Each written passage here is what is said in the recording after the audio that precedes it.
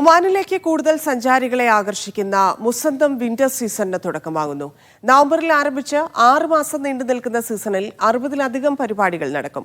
ഒമാന്റെ വടക്കേ അറ്റത്തുള്ള ഉപദ്വീപിന്റെ തനതായ സൗന്ദര്യവും സംസ്കാരവും അനുഭവിക്കാനാവുന്നു എന്നതാണ് മുസന്തം വിന്റർ സീസണിന്റെ പ്രത്യേകത.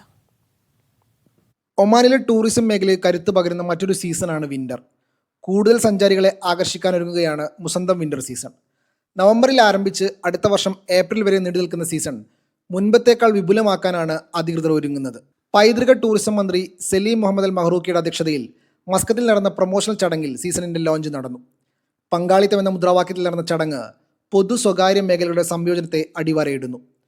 ഗവർണറ്റിലെ 4 വിലായത്തുകൾ, ലിമയിലെ നിയാബത്ത്, കുംസാർ ഗ്രാമം എന്നിവിടങ്ങളിലായി 60-ലധികം വൈവിധ്യമാർന്ന പരിപാടികൾ ഇപ്രാവശ്യത്തെ സീസണിനെ മനോഹരമാക്കും.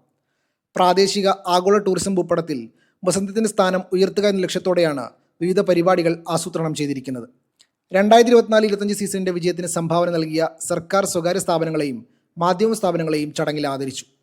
ടൂറിസ്റ്റ് സീസൺ ആരംഭിക്കുന്നതോടെ ക്രൂയിസ് കപ്പലുകൾ വഴിയുള്ള സന്ദർശക ഒഴുക്കും തീരത്തേക്കുണ്ടാകും. Media 1, Muscat.